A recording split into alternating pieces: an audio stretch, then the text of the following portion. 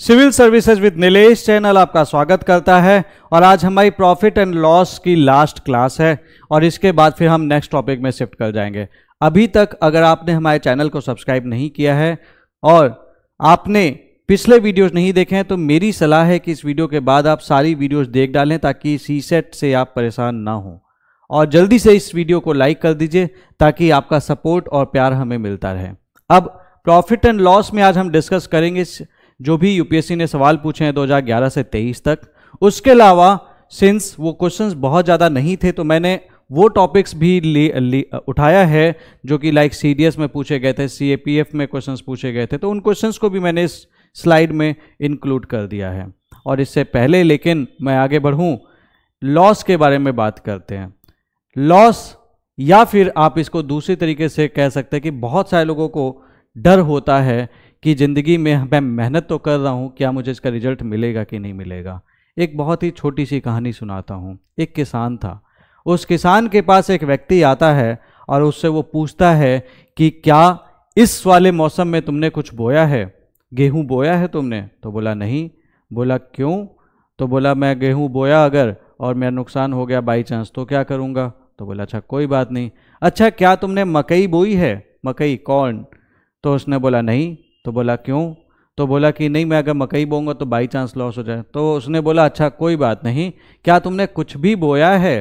तो बोला नहीं मैंने कुछ भी नहीं बोया है, क्योंकि अगर मैं कुछ भी बोऊंगा तो रिस्क रहेगा ना कि भाई ऐसा ना हो कि मेरा नुकसान हो जाए, और इसलिए उसने कुछ नहीं बोया। लेकिन एक आप चीज़ सोच के देखिए, क्या वो किसान सही कर रहा था अपने साथ? नहीं, वो गलती कर रहा था। गलती किस बात की? गलती इस बात की कि उसे डर था कि कहीं उसका नुकसान हो जाए, उसके लिए उसने कदम ही नहीं उठाया। और सेम चीज़ आपके साथ भी है। कहीं ना कहीं हमें डर लगता है कि हम शायद एग्ज़ाम में फेल कर जाएं और उसके चलते हम अपने एग्ज़ाम को उस पोटेंशियल के साथ तैयारी नहीं करते हैं जिस पोटेंशियल के साथ हमें और आपको करनी चाहिए थी। तो मेरा आपको एक सजेशन है कि इस डर को मारो, क्योंकि डर के आगे जीत है। बट रिस्क जो भी लेना, लाइफ में डिसीजंस जो भी लेना उस डर को मारने के लिए, वो रिस्क जो भी होंगे वो कैलकुलेटेड रिस्क लेना। अब इसका मतलब ये नहीं है कि जाके जुआ खेलने लगे लाइफ में सक्सेसफुल होने के लिए। इसका सिंपल सा मतलब है कि एक सही रास्ते में आगे बढ़ते हुए, एक सही तरीके से पढ़ाई करते हुए आपको अपना एग्ज़ाम क्वालिफाई करना है। तो इसी के साथ आगे बढ़ते हैं सीसेट की क्लास 26 और आज हम सारे क्वेश्चंस देखेंगे कि किस तरीके से ये सारे सवाल बहुत ही आसानी से हो सकते हैं जो मैंने आपको पढ़ाया है। ये एक सवाल, एक इंसान एक कार खरीद के लाता है और 3 लाख में से बेच देता है और इस पूरी चीज़ में इसे नुकसान होता है 20% का। तो कितना पैसा इसने दिया होगा कार को खरीदने के लिए? ये बहुत आसान सवाल है। अगर इसको यहाँ पे बेसिकली हमें कॉस्ट प्राइस निकालनी है, क्योंकि कितने में कार खरीदा था वो तो कॉस्ट प्राइस ही होगी। तो इसका सीधा सा मतलब है कॉस्ट प्राइस को मैं अगर x मान लेता हूँ और इसमें लॉस हो रहा है 20% का, यानी कि x इंटू 80/100, और ये दिया हुआ है 3 लाख। यही तो दिया हुआ है। ये सेलिंग प्राइस हो गया, ये कॉस्ट प्राइस हो गया। इसमें 20% का लॉस, 80% मतलब ओवरऑल पे इसने बेचा है। अब इसको आप सॉल्व करेंगे तो x की वैल्यू आ जाएगी, इसे काटेंगे इसे काटेंगे तो ये निकल के आएगा 4/5, और इसके बाद आप इसे काट देंगे तो ये निकल के आएगा 4 7 जा 4 1 जा 4 4 7 7 4 जा 28 75। अब 75 इंटू 5 इट इज़ 375 375 000। तो ये सीधा सा इसका उत्तर निकल के आ जाता है। और अगर मैं इसको इस तरह से नहीं करना चाहता हूँ तो मैं डायरेक्ट अगर चाहता हूँ कि कॉस्ट प्राइस निकाल सकूँ तो मैं सीधे लिखूँगा cost price is equal to 3 lakh, fraction rule याद कीजिएगा। और हमको ये बात पता थी कि कॉस्ट प्राइस ज़्यादा होगा क्योंकि मेरे को लॉस हो रहा है। तो मेरे पास चूँकि लॉस हो रहा है तो जो वैल्यूज़ हैं जिनका मुझे यूज करना है 100 और 100 - 20 दैट इज़ 80, इसका मुझे यूज करना है। ठीक है, रूल ऑफ फ्रैक्शन याद कीजिएगा। नहीं समझ में आया तो पिछली क्लास देखिए, आपको समझ में आएगा। तो इसको मैं सीधे 100/80 से मल्टीप्लाई करूंगा, सेम आंसर निकल के आएगा। आंसर कभी अलग नहीं होता। तो 3,75,000। बहुत आसान, इजी सवाल है और आसानी से किया जा सकता है। इस तरीके के सवाल बोनस होते हैं और अगर आप ये सवाल भी गलत करके आ रहे हैं तो समस्या बहुत बड़ी है, आपको अपनी मैथमेटिक्स पे काम करने की जरूरत है। अगला सवाल, एक शॉपकीपर ने एक आर्टिकल बेचा 40 रुपए में और इसको X% प्रॉफिट हुआ, लेकिन जब इसको ये 20 रुपए में बेचता है तो इसको लॉस होता है सेम परसेंटेज। तो what is the original cost of the article. अच्छा, इस सवाल को करने का देखिए, एक तो ट्रेडिशनल मेथड है जो मैं आपको बताता हूं, उसके बाद दूसरा एक और मेथड बताता हूं। देखो, पहली चीज, ये बंदा बेच रहा है 40 रुपए में और इसको X% का प्रॉफिट हुआ, इसका मतलब कॉस्ट प्राइस कितनी होगी इस चीज की, इसकी कॉस्ट प्राइस होगी 40 इंटू X% का प्रॉफिट हुआ था, यानी कि कॉस्ट प्राइस नीचे होगी, तो it means 100 upon 100 plus X। यही तो कह रहा है क्वेश्चन। ये सेलिंग प्राइस है, इसमें से मुझे कॉस्ट प्राइस निकालना है, X% का कॉस्ट प्राइस पे प्रॉफिट हुआ था इसलिए कॉस्ट प्राइस है। हाउएवर, जब ये 20 रुपए में बेचता है, जब ये 20 रुपए में बेचता है तो इसको लॉस होता है सेम परसेंटेज का। तो बेसिकली यहां से भी मैं सेम कॉस्ट प्राइस को निकाल सकता हूं, इसको मैं CP1 कर दूं, इसको मैं CP2 कर दूं, तो it becomes 20 into 100 upon 100 minus X। Simple. अब ये कह रहा है कि भैया CP1 और CP2 तो एक ही है, कॉस्ट प्राइस तो चेंज हुआ नहीं है, तो मैं इसको इक्वेट कर देता हूं, तो ये निकल के आएगा 40 into 100 upon 100 plus X is equal to 20 into 100 upon 100 minus X। और ये मैं जब काटूंगा, इसे काटूंगा 20 और ये 2 निकलेगा, इसको मैं सॉल्व करूंगा तो 200 minus 2X is equal to 100 plus X। इसका मतलब ये हुआ कि 3X is equal to 100, X is equal to 100 by 3, that is 33 1/3। अगर पूछ रहा है, अगर इस क्वेश्चन में प्रॉफिट पूछता तो मैं 100/3 बता देता, लेकिन इन्होंने मुझसे ओरिजिनल कॉस्ट पूछी है, तो X की वैल्यू अगर मैं यहाँ पे रख दूंगा तो भी जवाब आएगा, यहाँ पे रख दूंगा तो भी जवाब आएगा। चलो मैं यहाँ पे रख देता हूँ पहले वाले में। तो कॉस्ट प्राइस क्या है इसकी, 40 इंटू 100 अपॉन 100 प्लस 100 अपॉन 3, और इसको मैं सॉल्व करता हूँ तो 40 इंटू 100 और ये आ गया 400 अपॉन 3। ये बात आ रही है समझ में। अब ये काटेगा, इसको 10 बनाएगा और ये इसको काटेगा और अल्टीमेटली 30 रुपये निकल के आ जाएगा। मेरा उत्तर आ जाएगा 30। ये इसका जवाब है। लेकिन इस क्वेश्चन में करने का एक दूसरा तरीका भी है जो मैं आपको बताता हूँ। एक शॉपकीपर ने कॉस्ट प्राइस पे खरीदा था, इसने इसको जब 40 पे बेचा तो इसको X% प्रॉफिट हुआ, ठीक।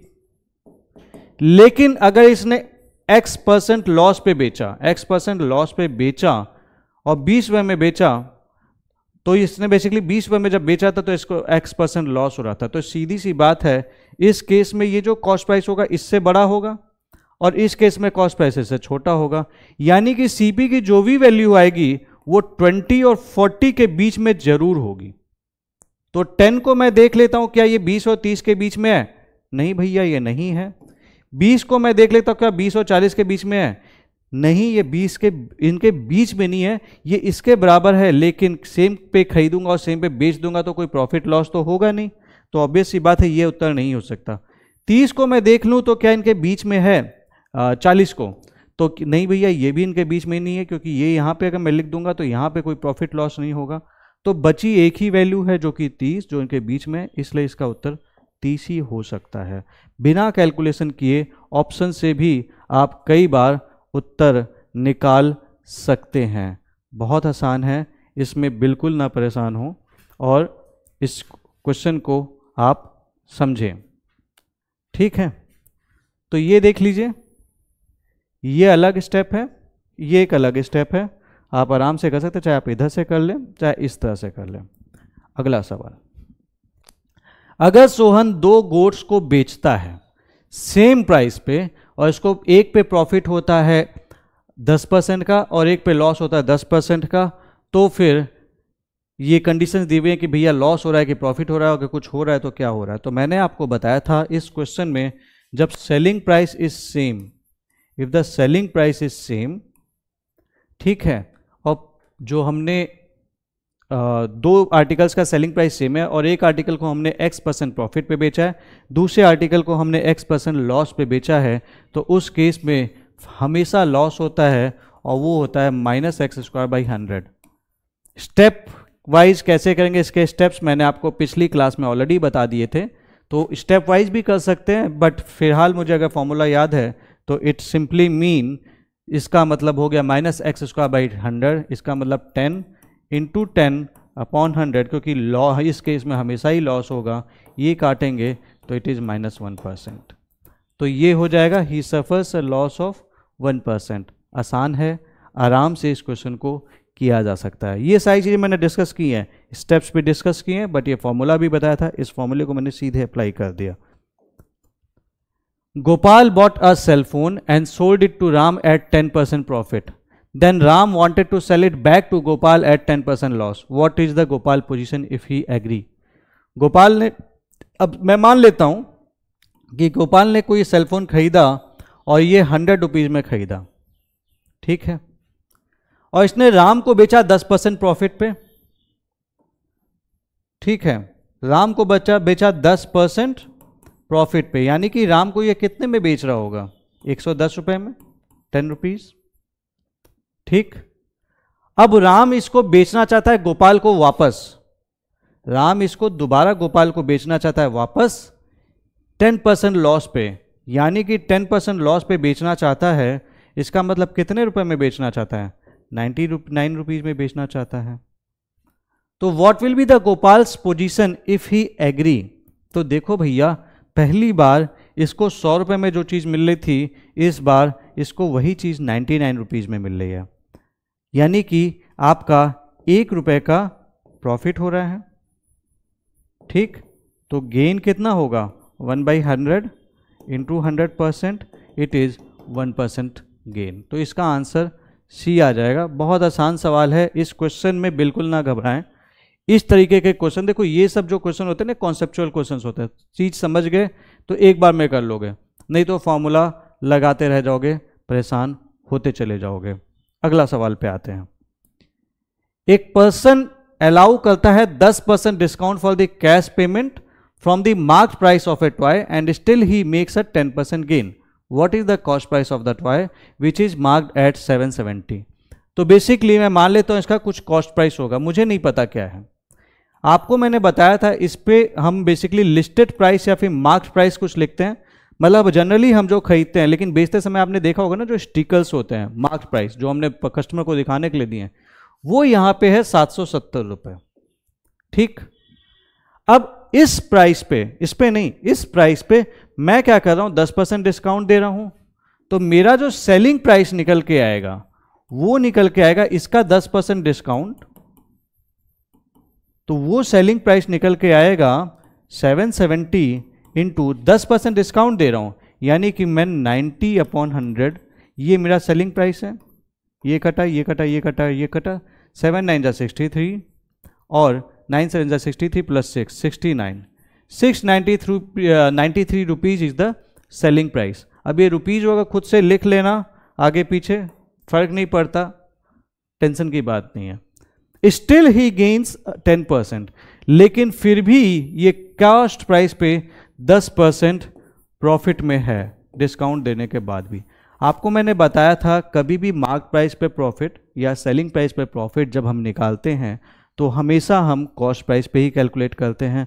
अब सीधा सा है कि मेरे को कॉस्ट प्राइस नहीं पता, लेकिन इस पे मेरे को फाइनली फायदा हो रहा है 10% का, यानी कि 110 × 100 इज इक्वल टू 693, और ये मैं लिख दूंगा तो मेरा कॉस्ट प्राइस निकल जाएगा।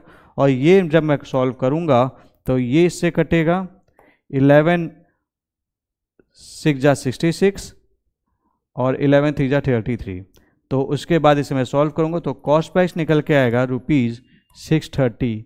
बहुत ही आसान सवाल है। अब आप देख रहे हैं एक एक लाइन में क्वेश्चंस हो रहे हैं, एक एक दो लाइन के अंदर क्वेश्चंस हो रहे हैं, और ये क्वेश्चन आपके लिए बोनस होते हैं। इस तरीके का सवाल अगर आपसे यूपीएससी ने पूछा, आप देखिए CSET 2016 में, और आप इसमें भी गलती कर रहे हैं, तो कहीं ना कहीं बहुत बड़ी समस्या है। इस तरीके के क्वेश्चन गलती से ना चूकें, क्योंकि ये सवाल छोड़ना कहीं ना कहीं आपके लिए हानिकारक बिल्कुल है। आप इस क्वेश्चन को नोट कर लें, फिर हम इसमें आगे बढ़ते हैं। ठीक है, आगे बढ़ते हैं, अगला सवाल देखते हैं। राकेश के पास पैसा है 8 मोबाइल हैंडसेट खरीदने का किसी स्पेसिफिक कंपनी का, लेकिन उसको रिटेलर ने बहुत अच्छा डिस्काउंट दिया कि वो पर्टिकुलर हैंडसेट खरीद सके और 10 हैंडसेट ये खरीद सकता है जो भी पैसा है।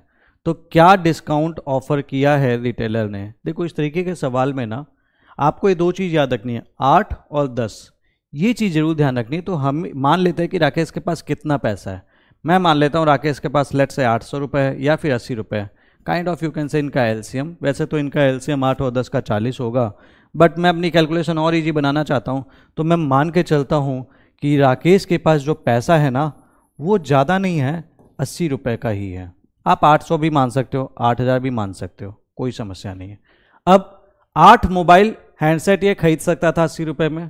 तो पहले केस में, केस 1 में क्या था, इसके पास थे 80 रुपये, तो 80/8 करूंगा तो इसको यानी कि ₹10 पर मोबाइल ये पड़ रहा था इस केस में। अगर इसके पास मैं मानता हूं कि 80 रुपये थे तो एक मोबाइल ये 10 रुपये में खरीद ले रहा था। ऑल्दो इतना सस्ता मोबाइल मिलेगा तो मार मच जाएगी, लेकिन स्टिल इस केस में तो ये 10 रुपये में खरीद पा रहा था, एजम्पशन है। लेकिन इसको मिला डिस्काउंट, इस पे कुछ ना कुछ डिस्काउंट मिला। उसके चलते क्या हुआ, केस 2 में ये बंदा 80 रुपये में ही, अमाउंट तो सेम रहा, लेकिन अब ये 10 मोबाइल खरीद पाया। तो एक मोबाइल की कॉस्ट अगर मैं यहां से निकालूंगा तो इट इज ₹8 पर मोबाइल। यानी कि पहले अगर 10 रुपए का मोबाइल था, अब हो गया ये 8 रुपए का। सिंपल, यही तो कह रहा है क्वेश्चन। अब इस केस में इसको 2 रुपए का फायदा हो रहा है एक मोबाइल पे। अगर इसको 2 रुपए का फायदा हो रहा है एक मोबाइल पे और कॉस्ट प्राइस थी एक्चुअली इनिशियली 10, तो मैं इसको इनटू 100 कर दूंगा तो मेरा आंसर निकल के आ जाएगा कि इसको कितना डिस्काउंट मिला है। दैट इज, ये काटेंगे तो इट बिकम्स 20%। सिंपल क्वेश्चन है, इसका जवाब 20% होगा। अब इस तरीके के क्वेश्चन में आप हमेशा इसके एलसीएम ले लीजिएगा ताकि कट जाए, वो वैल्यू एज्यूम कर लेगा, उसके बाद निकालेंगे तो परसेंटेज के आंसर में कोई चेंजेस नहीं आते। आप इसे 800 भी करेंगे तो भी निकल के आएगा। तब इस केस में 100 रुपये और 80 रुपये होगा, तो 20/100 इंटू 100% तब निकल जाएगा। 8000 करोगे तो भी उत्तर वही आएगा। ठीक है। अब कुछ बच्चे हैं जो बोलते नहीं सर हम तो x लेके करेंगे, ये भी कर सकते हो। क्या x से इसका उत्तर निकल सकता है? बिल्कुल निकल सकता है, बट आपकी कैलकुलेशंस थोड़ी सी टिपिकल होंगी, बस इतना ही पड़ेगा। सपोज मेरे पास x मोबाइल था, और आप याद करना इसी तरीके का क्वेश्चन मैंने आपसे कराया भी था फ्रूट्स वाले क्वेश्चन में कि भैया डिस्काउंट के चलते उसको इतना सामान एक्स्ट्रा मिल गया। ये कुछ वैसा ही है। x पैसा था हमारे पास, अच्छा वहां पे अमाउंट दिया करता था, यहाँ पे अमाउंट नहीं दिया हुआ है, x रुपया है, तो पहले केस में CP1 of 1 mobile is equal to x upon that is 8, यही तो होगी। और दूसरे केस में इसको कॉस्ट प्राइस कितनी मिल रही है, CP2 is equal to x upon 10, यही तो है। तो मेरे को प्रॉफिट क्या हो रहा है, x/8 माइनस x/10। और मेरे को परसेंटेज कैलकुलेट करना है तो किस पे करूंगा, x/8 पे करूंगा जो कि कॉस्ट प्राइस है, इनटू 100% करूंगा तो गेन परसेंट निकल आएगा। और ये मैं निकालने की कोशिश करता हूं तो it becomes 10x minus 8x that is 2x upon 80 upon x upon 8 into 100%। ये से काटा, ये करना 10, 10, 10 ये कटा और ये से कट गया, ये बिकम 20%। ऐसे कर लोगे तो भी हो जाएगा, थोड़ा सा एक्स्ट्रा कैलकुलेशन करोगे यहाँ पे एक बार में आ जाएगा। जो पसंद हो, जो समझ में आ रहा हो, गलत नहीं करना है, इंपॉर्टेंट ये है। क्योंकि देखो यार 27 क्वेश्चन करने हैं, C-सेट क्वालिफाई करना है, दैट्स इट। इससे ज्यादा है ही नहीं, कोई मगजमारी करनी क्यों है, हेडेक नहीं लेने का है। अगला सवाल, एक शॉपकीपर को ये इस तरह से डिस्काउंट ऑप्शंस मिले, सक्सेसिव डिस्काउंट, एक बार 10 मिला, फिर 20 मिला, फिर उसके बाद उसने सर्विस टैक्स दिया 10% का। दूसरी केस में ये देखो -10 मिला पहले, फिर उसके बाद 20% का मिला, उसके बाद उसको सर्विस टैक्स देना था 10%, वो प्लस में था, ठीक। उसके बाद इसको एक बार क्या मिला, 20% का डिस्काउंट मिला, फिर 10% का डिस्काउंट मिला, और उसके बाद फिर इसको सर्विस टैक्स देना था। तीसरे केस में क्या था, +10 था, और फिर उसके बाद सक्सेसिव डिस्काउंट 20 और -10। तो which of the following is correct? 1 is the best option, 2 is the best option, 3 is the best option, all the options are equally good for the customer. आपको मैंने बताया था जब भी सक्सेसिव डिस्काउंट या इस तरह से परसेंटेज कैलकुलेशन होती है, आप याद कीजिएगा परसेंटेज में बताया था मैंने ये, तो वैल्यू चेंज नहीं होती। तो इसको करोगे, पहले इसको लेकर करोगे फिर इसके साथ करोगे, या फिर पहले इसको लेके करोगे इसके साथ करोगे, फिर या फिर इसको लेके करोगे इसके साथ करोगे, घुमा फिरा के जो वैल्यू आने वाली है वो तो सेम आने वाली है। कॉन्सेप्ट वाली बात थी जो मैंने आपको बताई थी। इररेस्पेक्टिव किस सीक्वेंस में आप आंसर्स ले रहे हो, तो सीधी सी बात है all the options are equally good, सारे ऑप्शंस इक्वली गुड हैं। ये तो कॉन्सेप्चुअल क्वेश्चन हो गया, सीधे 10 सेकंड के अंदर करने वाला सवाल था। ठीक है, question number 8, by selling a article for 270 rupees a man lost 10%, if he would sell it at ₹60 his gain percentage. ये चलो यार आपका होमवर्क है, इसको कमेंट सेक्शन में बताना कि इसका उत्तर क्या आएगा। ठीक है, मैं भी तो देखूं आप कितना सीख रहे हो। तो ये आपका होमवर्क है, क्वेश्चन नंबर 8 आपको कमेंट सेक्शन में पोस्ट करना है। मैं 10 सेकंड रुक जाता हूं, आप इसका उत्तर निकालिए और जल्दी से पोस्ट कीजिए।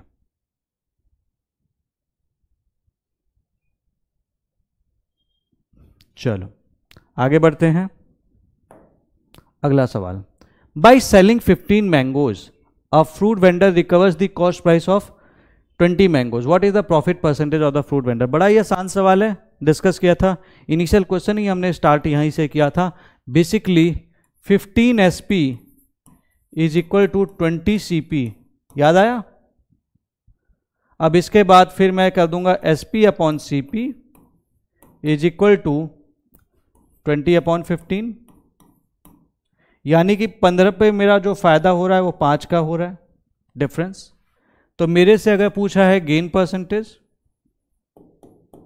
Is equal to 5 upon 15 into 100%, और ये सब सॉल्व करूंगा तो आपको याद होगा 1/3 इंटू 100 एंड दिस बिकम 33 1/3%। सीधा सा देख लो, सी इसका उत्तर है। बहुत आसान सवाल है, इस तरीके के क्वेश्चन में आपको गलती से भी कंफ्यूज नहीं होना है।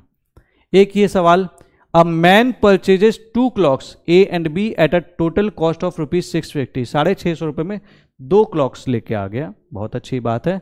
He sells A at 20% profit and B at a loss of 25%, और उसको दोनों का सेलिंग प्राइस सेम मिला। तो basically SP1 is equal to SP2, यही तो कह रहा है। What is the purchasing price of A and B। अब देखो यहां पे ना, अब मैं मान लेता हूं कि SP1 और SP2 ये सेम दिया हुआ है, ठीक है। कॉस्ट प्राइस ऑफ A हम CA मान लेते हैं and cost price of B हम CB मान लेते हैं, और हमको ये बात तो पता है कि CA plus CB is equal to 650, यही तो कह रहा है, ये तो दिया ही हुआ है। A man purchases 2 clocks CA and CB is equal to 650, यही दिया हुआ है। इसको ये 20% प्रॉफिट पे बेचता है, इसको ये 25% लॉस पे बेचता है, इस तरीके से कि इनका जो भी प्राइस निकल के फाइनली आएगा सेलिंग प्राइस वो सेम हो जाएगा। तो मैं इसको इनफैक्ट SPA भी लिख लेता हूं, SPB भी लिख लेता हूं, ये सेम है, ये दिया हुआ है।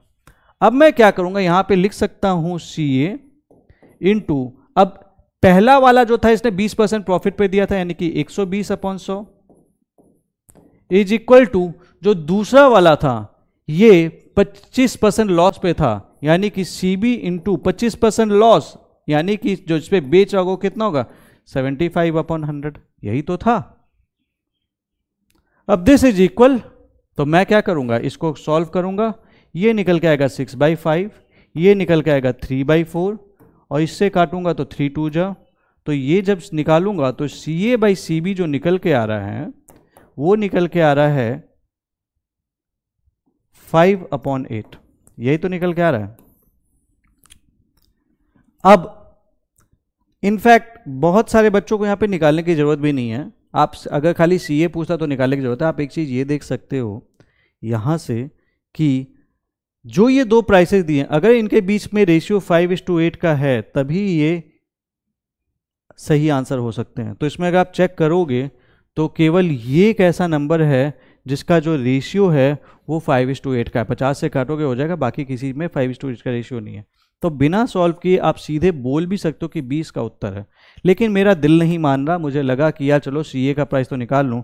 तो मैंने आपको बताया था अगर ऐसा दिया हुआ है तो CA का अगर मुझे प्राइस निकालना है तो मैं लिखूँगा 5/13, 5/5 + 8 इंटू 650 का था, 8 बिकम्स 13 5 जा 50, 250, और एक का प्राइस आ गया 250। पूरे दूसरे को तो निकालो ही मत, सीधे दिया ही हुआ 250। तो ऐसे कर दो, जैसे पसंद आए कर दो, सही करके आना है, गलत नहीं करना अपन को, ठीक है। A grocer bought 10 kg of apples for ₹90 of which 1 kg was found to be rotten. ये यूपीएससी ने पूछा था 1988 में, 1998 है यार, ये 98 का सवाल है वैसे तो, मैं भी भूल गया 1988, क्या ही फर्क पड़ता है। चलो यार क्वेश्चन करते हैं। ग्रॉस मेरे को चेक करना पड़ेगा anyways. Grocer bought 10 kg of apples for ₹90। 10 kg apples इसने खरीदे 90 रुपीज़ में, दिया हुआ है, ठीक है। जिसमें से 1 किलो सड़ गया, तो मेरे पास बचा कितना, 9 kg, जो मैं बेच सकता हूँ। सड़ा हुआ तो बेचोगे नहीं, आप सड़ा हुआ खरीदते हो, नहीं खरीदते तो ऑब्वियस ही बात है जो दुकानदार है वो सड़ा हुआ बेचेगा नहीं, ठीक।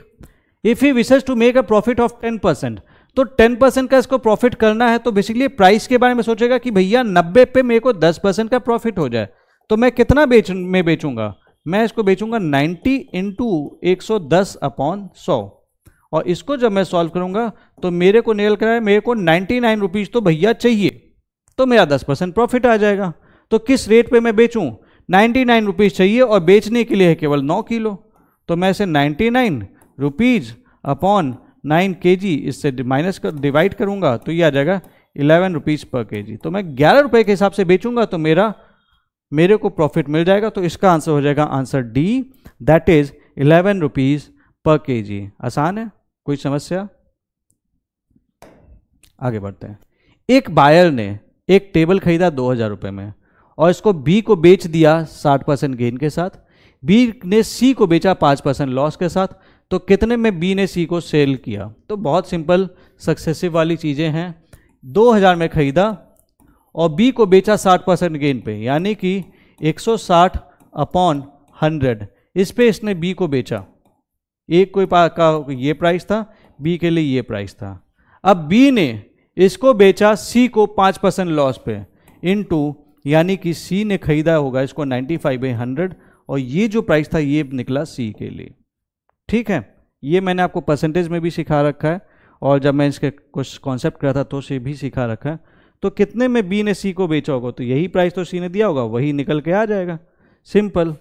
तो इसको जब आप सॉल्व करोगे तो ये दो काटोगे, ये कटा, ये कटा, ये कटा, ये कटा, ये कटा, काट डाले। 95 इंटू 32, 32 इंटू 95। अब इसको कैलकुलेट कर लेते हैं यार, ठीक है। 95 32 इसको करेंगे 190, 3 5 जा 15, 3 9 जा 27, 28।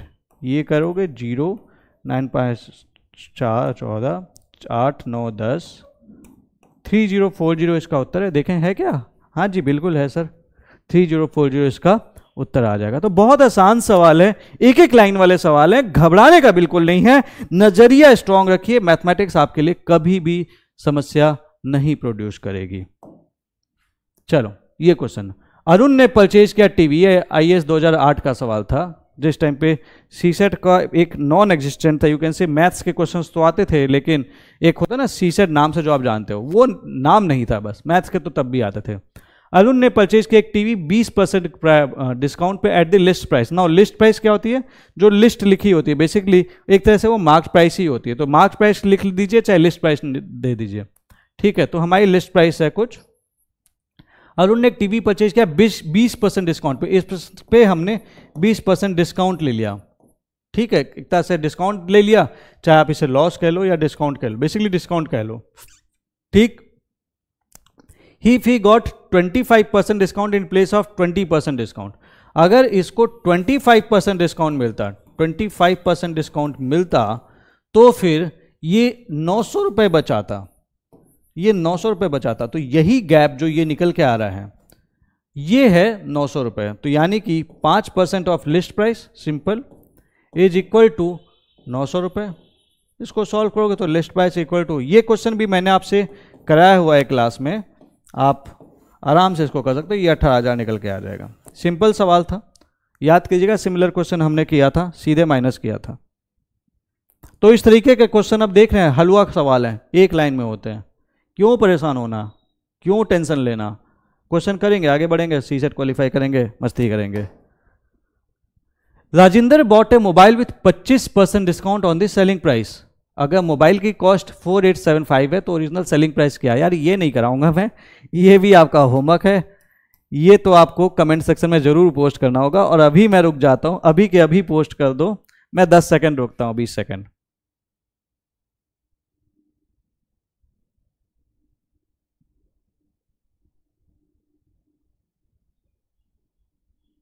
चलो ठीक है, पोस्ट कर दिया। चलो आगे बढ़ते हैं। An article is sold at A profit of 32%। एक आर्टिकल को 32% प्रॉफिट पे बेचा गया। अगर कॉस्ट प्राइस 20% बढ़ा देते हैं और सेल प्राइस सेम रखते हैं तो प्रॉफिट परसेंटेज कितना हो जाएगा? देखो यार, एक आर्टिकल था, उसको 32% प्रॉफिट पे बेचा गया, तो मैं सपोज करता हूं कि 100 वॉज द कॉस्ट प्राइस। इस टाइप के क्वेश्चन में ना एक्स मानने की जगह आप एक वैल्यू एज्यूम किया करिए, और सबसे अच्छी वैल्यू होती है 100। सेलिंग प्राइस पे खेल खेल रहे हैं तो सेलिंग प्राइस 100 मानना, कॉस्ट प्राइस पे खेल खेल रहे हैं तो कॉस्ट प्राइस पे खेल मानना, ठीक है। इसको 32% प्रॉफिट पे बेचा गया। 32% प्रॉफिट मतलब 132 में बेचा गया होगा, सिंपल सा है। अगर कॉस्ट प्राइस को 20% बढ़ा देते हैं, यानी कि इस कॉस्ट प्राइस को हम 20% बढ़ा देते हैं, यानी कि कॉस्ट प्राइस अगर हम 120 कर देते हैं और सेल प्राइस रिमेन सेम रहती, यानी कि 132 का 132 में ही बेच रहे हैं, ठीक। कॉस्ट प्राइस 120 हो गई, देख रहे हो, 100 मान लिया और हमने इसको 32% पे बेचे तो 132 पे बेच रहे थे। हमने कॉस्ट प्राइस को 20% बढ़ा दिया तो हमने कॉस्ट प्राइस को 120 कर दिया। उसके बाद क्या हुआ, सेल प्राइस सेम रहने दिया, यानी कि 132 का 132 रहने दिया। तो आप मेरे से पूछो प्रॉफिट परसेंटेज क्या होगा? तो प्रॉफिट परसेंटेज के निकालने के लिए पहले मैं प्रॉफिट निकाल लेता हूं, तो मेरा प्रॉफिट निकल के आएगा इसके कंपैरिजन में, क्योंकि नया कॉस्ट प्राइस ये है, इट इज ₹12। 132 माइनस 120 और परसेंटेज निकालूंगा तो वो आ जाएगा 12 upon new cost price, that is 120 into 100%। ये आप सॉल्व करेंगे तो ये निकल के आएगा 10% और इसका उत्तर फिर 10% हो जाएगा।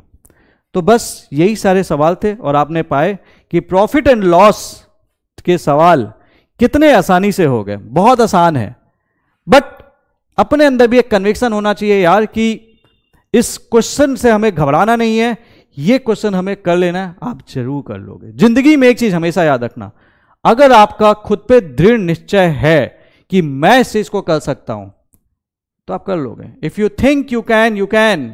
If you think you can't, you can't. It's as simple as that. इसलिए खुद पे विश्वास कीजिए, ये क्वेश्चन तो आपको छू भी नहीं पाएंगे। और अगर ये वीडियो अच्छी लगे तो यार लाइक जरूर करना, कमेंट जरूर करना, ताकि, और डेफिनेटली क्वेश्चंस के कमेंट जरूर करना, और उसके अलावा ये भी बताना कि आपको कैसी लग रही है सीसेट की ये क्लास। और जल्दी से आप टेलीग्राम चैनल पे आप सब्सक्राइब कर लीजिए, यूपीएससी प्रीलिम्स विद नीलेश, ताकि आप कई सारी चीज़ें सीख सकें। फ्री मैराथन रन कर रहा है, उसमें पार्टिसिपेट कीजिए, GS2 शुरू होने वाला है।